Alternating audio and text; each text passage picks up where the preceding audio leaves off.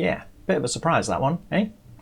If you ever come to my channel expecting me to watch something and do this and have thumbnails that say, "This band blew my mind," or whatever, with me going like this, it's not going to happen. Those are people who are literally harvesting your clicks. It's just clickbait. Come on, people. Reaction channels were those channels where they put people in front of things they had never seen before, like children in front of Metallica or elderly people in front of some black metal from Norway, and film their reaction. Ooh, what's this? Never seen this before. Pure entertainment, no content. Yeah, no information, no content. You're just watching people look at the thing that you like and see how they react to it. Well, this isn't one of those channels, is it? This is a channel where we talk about the music, we talk about the bands, we talk about the musicianship, we talk about production values in their songs, you know. And I just happen to have decades of experience of listening to metal in all its sort of 10,000 genres. So no, this is not a reaction channel. And I get comments from people saying, "Oh, you're not reacting enough." What do you expect?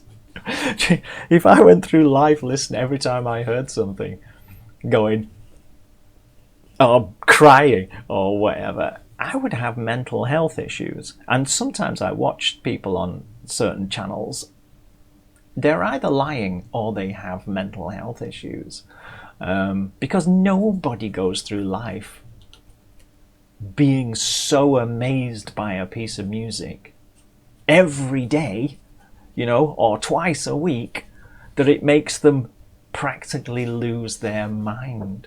Think about that. Think about that. You're watching a video and listening to some music and you go, twice a week? 3 times a week? Really? No. If you watch it purely for entertainment, fine.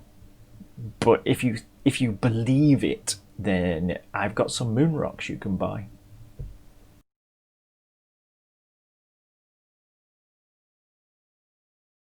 The funny thing about this one is it's the opposite to the people who say, why aren't you a proper reaction channel? Because the people who want a reaction channel don't want somebody who knows what they're talking about. They just want somebody to be amazed at everything and fall off their chair every time that there's well, anything really. They just want to see people go all of the time. So the thing about this one, where people are saying, "No, you don't know what you're talking about. I thought you were an expert," is it kind of shows that you can't please everybody. You know, you've not got a hope of pleasing everybody. So no, I don't know what I'm talking about sometimes. When I don't think I know what I'm talking about, I try not to talk about it, or I try to own up to say, right, I'm not sure about this. I think this, I'm not sure. I don't know this band, or I don't know the history of this, or whatever. And people get upset about really odd things. They get upset when I don't know sometimes a particular thing about a band, like from the 2 albums previous, or something that's not even on an album. Just why didn't I know about some band member, some information that was on some fan forum about their favourite band? And what people don't realise is there are thousands of heavy metal bands out there. You can't know everything about all of them. It's just that they have latched onto one band and they do know everything about their band, and they're on the fan forum and they're following everything about it, and they're subscribed to the band's YouTube channel, and they're following the news on their Facebook and all of that. So they know all of this stuff, and they've been with them a couple of years. They know about band members and they know about all of this. And then I say something that's not right, and it really upsets them. One day I'll do a video on some of the literally unhinged comments that I get. Luckily I don't get that many. People who watch my channel seem to be quite mature, but not everybody. So no, I don't know everything about everything. It's not possible. I'm just some guy.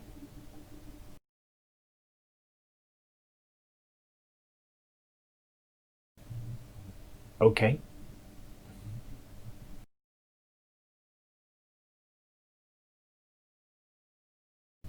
I get this from time to time. I find it really odd. Music is just music. It doesn't have an age group, you know? I don't understand why people think I've become too old for this kind of music. I grew up with this stuff, you know? I was there in the beginning, man. But I grew up with it and didn't grow out of it, which means I hope I can actually talk with some authority, having, you know, lived through the 70s, 80s, 90s, noughties, even the teens, the 20 teens. I'm not sure whether I've lived through the 2020s due to current affairs, but you know, how do I become too old? It's very odd.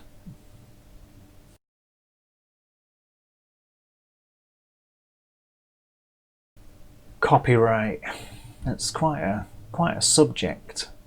So, YouTube's completely broken when it comes to copyright. They pretend to have systems, but they don't really have systems. So copyright is very important, and I would certainly defend anyone's right to the thing they have created without a doubt.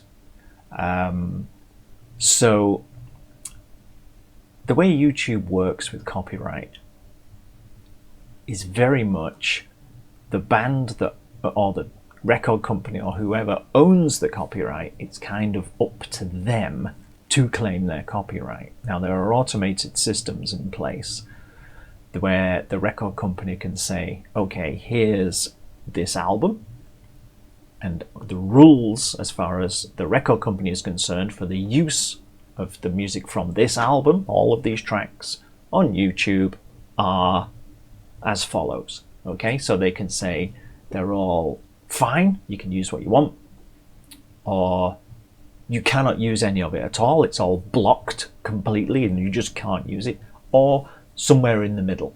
So you can use it, say, but they will claim the copyright, and that gives them the right to monetize that content. So my video would get an advert on it, and the record company would get the money from that advert. Okay, now for me personally, it makes no difference because I don't monetize this channel. So if the record company wants to monetize it, I don't care. And if the record company wants me to just use it, I don't care. And if the record company wants to block that track, that's just an inconvenience to me. I don't care. It's their content, it's not mine. I don't understand why they would block a promotional video, because the point of that is that it's promotional, but it's up to them. It's up to them. But there is another route that they can take, and that is they can copyright strike me. And that means that the record company has taken such exception to me using their video or their music that they basically told YouTube to hit me with the ban hammer.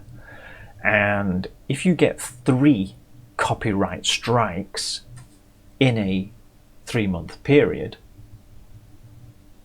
6-month period? 6-month period. If you get 3 in a 6-month period, your channel is gone. It doesn't matter who you are or how many followers you've got or subscribers or whatever, though I suspect that Markiplier would probably survive it somehow. But for, you know, the likes of me or all the other channels that are like this, you get 3 of those copyright strikes in a 6-month period, you're gone. It's game over. And they don't ban my channel. It's not like oh, they banned that channel, I'll start another one called Pictures, Noisy and Words.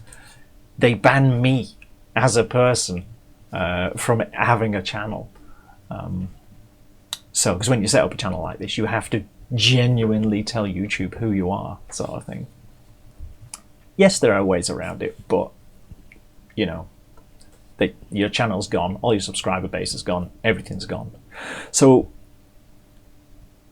if I'm going to do a song by a band that I think might be a problem, say, let's just pick like Baby Metal as an obvious example. Baby Metal, most of their videos are a problem. They'll get blocked. I probably won't get copyright strikes from it, but they'll get blocked, so what's the point in doing it? So if it's a band that I'm not sure, and I think, well, maybe not, you can either see if other people are doing them, of course. Is anyone else doing it? Or I can upload it to YouTube on a different account that I don't care about and see what happens, you know? But that's a pain in the neck just because of the steps you have to go through to get it, upload it somewhere else, kind of thing. So most of the time I just do it, and I don't know, 99 times out of 100 it's not a problem. They claim the copyright, or it gets blocked in some territories or whatever. But most of the time it just works, okay? This is a bit of a ramble, this one, because copyright's a really funny one. There is no definitive answer to this, by the way. But the thing about the way that YouTube works, or doesn't work, is that a record company can look at a video I did 2 years ago and decide they want to copyright strike me. I had a video blocked literally the week before I made this, from 2 years ago. It got blocked completely off YouTube. So all of your back catalogue is still a threat to you. And the other thing about copyright is that the record company can claim the copyright on a track today and say, you can use it, but we're claiming the copyright, blah, blah, blah. Cool. Next week, the record company can change its mind and copyright strike me.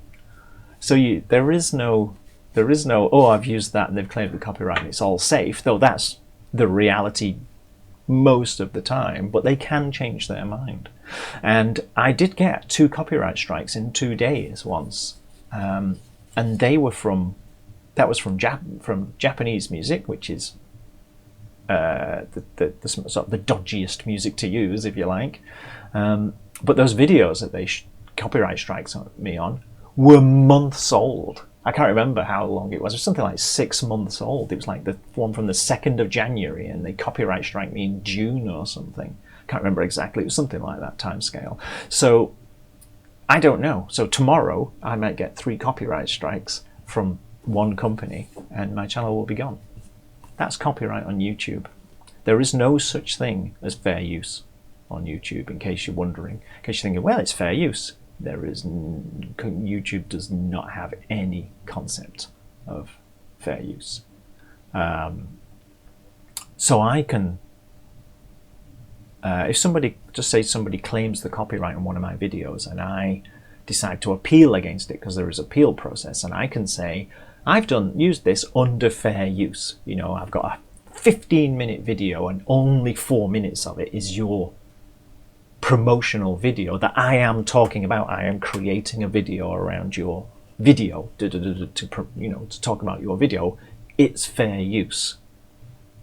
So I make a claim. Where does that claim go? That claim goes to the record company to say, hey, record company, do you agree? Well, no, they're not going to, are they? So fair use does not really exist in YouTube land. This was turned into quite a long one, didn't it? It's much more complicated than that I've just spoken about. We could be here for an hour. Okay.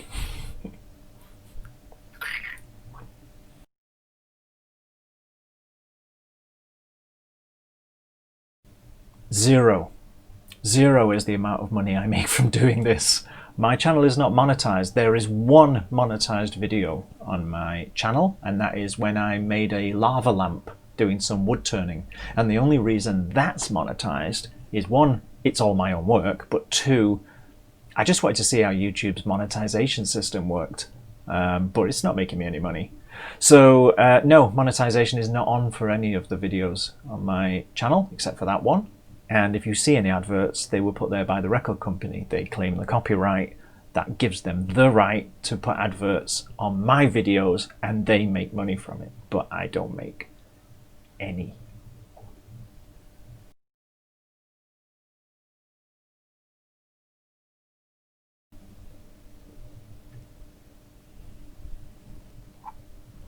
No, I don't.